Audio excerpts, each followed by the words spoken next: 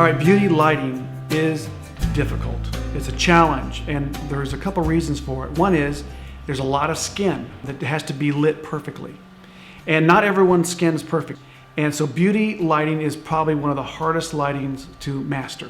But what I learned is that as I began to start shooting beauty fashion, it pushed the skill level that I was, that I had in my lighting to a whole new level, because I had to really be particular about my light and how it strikes the face. The first thing that I sort of began to experiment with beauty was with a beauty dish.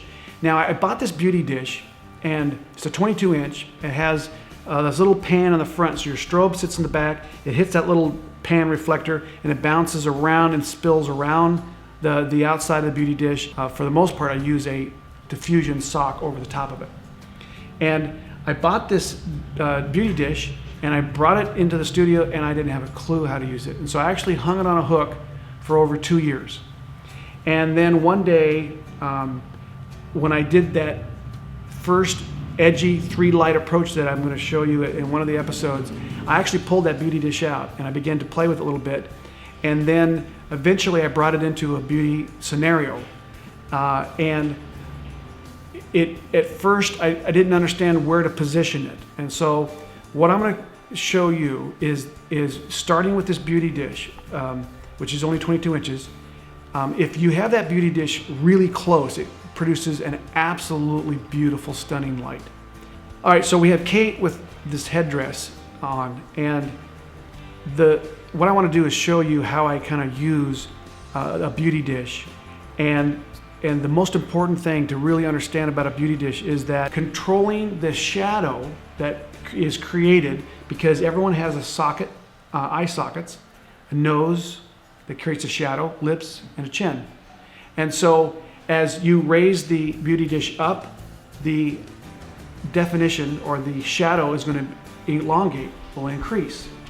And so because everyone's face is different, you can't say there's a formula that you have to have the beauty dish at a certain angle, because there are some models that really have deep sockets and some that don't. So it really is, when I bring a model in or a subject in, and I begin to look at the back of my monitor, the first thing I look for is where are those shadows showing up. If they're too deep, I have to lower my source. If I know that they don't have a really deep eye socket, I'll probably raise it up a little bit so that I get a little definition under the eyes sockets, the nose, the lips, and the chin. So that's the key to that. So when Kate showed up, she makes headdresses. That's kind of her side little thing. She's an artist, and so she showed up with all these wild headdresses. And so we did this shoot.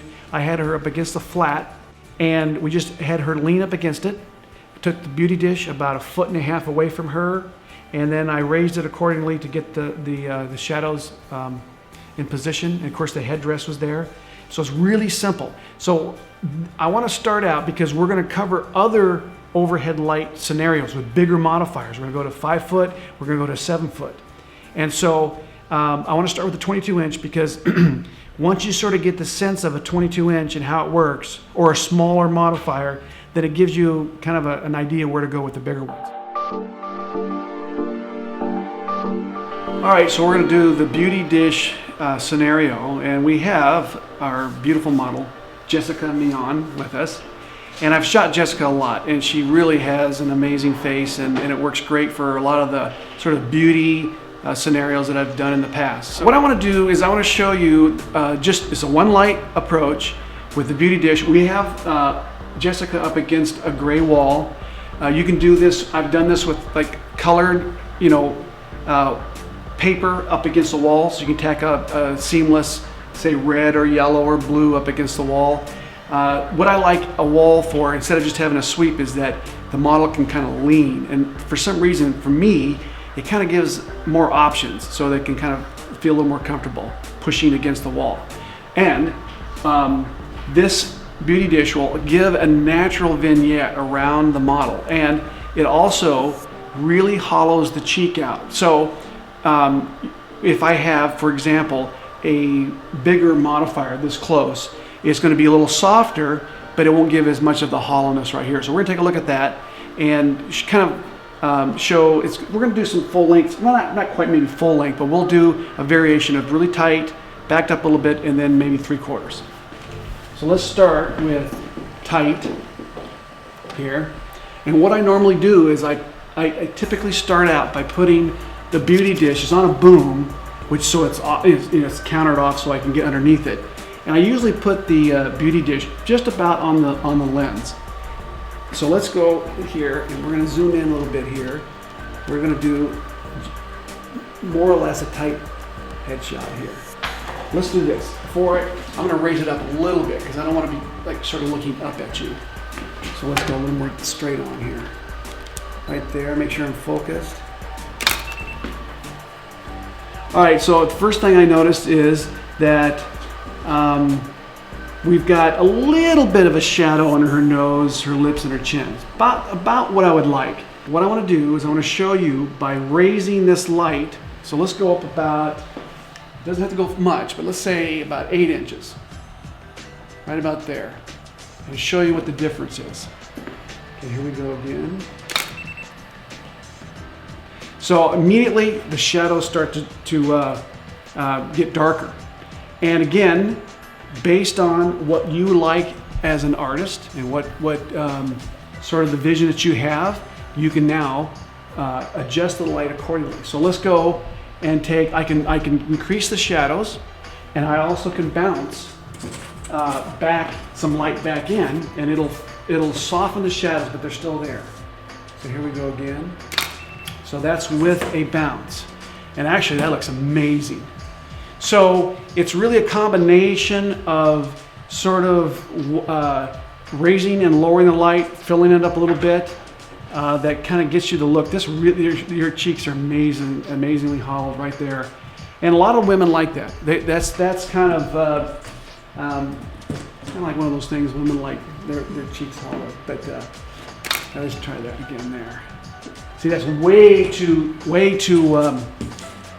shadowy for me. So let's try another one. So give me that little smile again.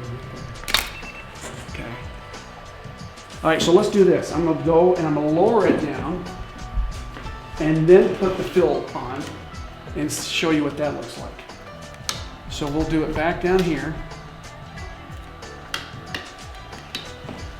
So this is without the fill. Okay, give me that little smile again like that. Okay, so that's pretty good. So let's do a fill on that here, right there. So now you can see the difference, and it's absolutely beautiful. So now what I'm gonna do now is I'm gonna back up so we get the natural vignette to start to show up on the wall. Okay, so what I'm gonna do is let's lower this just a little bit. Right about there, because I've lowered my camera. So what I normally do is if I lower my camera, I lower the light with it. And that keeps the shadows constant. All right, here we go. Okay, that looks great. Do both arms up. Remember you had like that? I love to kind of set that up right there. Okay, that looks really good. Okay, so let's take a look at that with the fill card.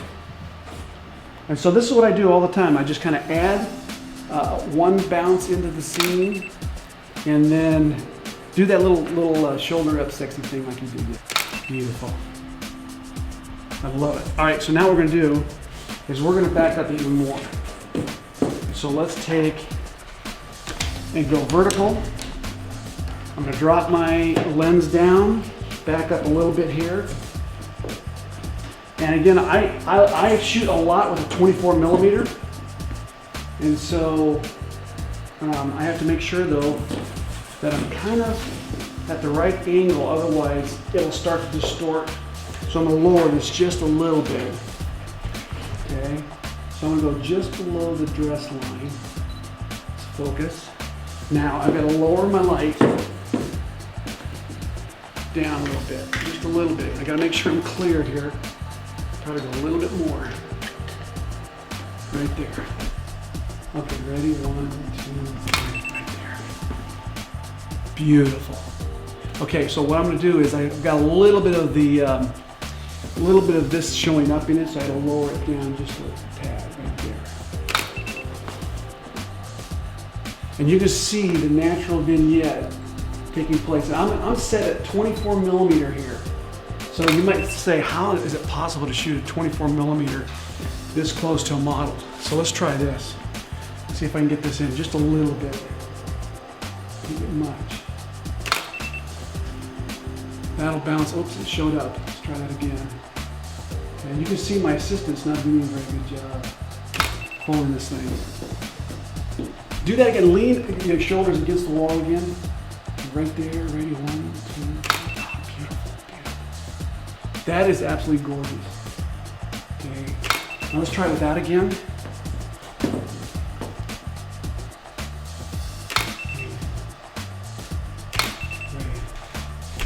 We'll just fire a few off here. See, so I'm waiting for Jessica to kind of just get to her position and I fire. I just keep going. Beautiful. All right, so there you have it. Really, it's that simple. And this is probably, like I said, about as easy as you can get in terms of doing a beauty shot. Of course, you have to have a nice model. But I do have the, obviously the diffusion on here. If you take the diffusion off, it will be just a little bit harder, a little bit harsher light. Now, if I back this light up, let's just do one more thing. If I back this light up, let's just try this, give you guys an idea. That is about, I would say, 2 feet away. So if we back this up, raise it a little bit, I'm going to have to increase my power a little bit. And I'm going to show you how it gets a little harsher. It's also going to spread the light a little bit. So it's still a little dark. Let's go to the next, up just a little bit more. Okay, let's try it again. So this is a little harsher. You'll see that the edge from the shadow to on her skin is going to be harsher. It's a quicker, faster fall off than it was when it was 2 feet. So we're about what? Maybe 4 feet away. So I've basically doubled the distance. So it gets a little harsher, a little harsher. So if I back this up, say, 15, 20 feet, it's going to be even harsher. So that'll give you an idea of sort of how you can manipulate this light. One light process. If you shoot on a white wall, you're going to get a little bit of bounce back around. We talked about that in another episode. Get a little bit of bounce back on her skin, her shoulders, and her face. So that's an option too if you shoot a white wall. So there we have it, very simple, and try this at home.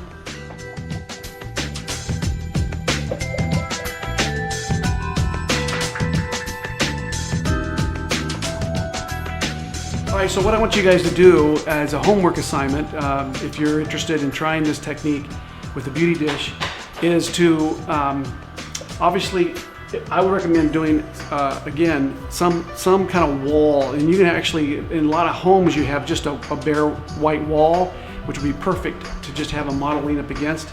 If you don't have a beauty dish, keep in mind that you can use a modifier that, let's say, a small umbrella. Now, small umbrella will be a little bit harsher, but you can also manipulate that to get the softness you need. So you don't have to have a beauty dish. A beauty dish is actually pretty easy to use. So I would recommend that. And these are not that expensive. So, but try that with the beauty dish. Move it up and down a little bit to play with the shadow under the nose, and the chin and the eyes. And that way you get a sense of exactly what's happening. I think the key to any lighting technique is to understand that even like 2 to 3 inches can in fact change the overall mood of the final image. Special thanks to FJ Westcott for keeping this episode lit up. Like the music? Special thanks to Triple Scoop Music. Frame Network giveaways are brought to you by B&H. Head to giveaways.framenetwork.com for your chance to win. Find out more about the equipment used in this episode on framenetwork.com.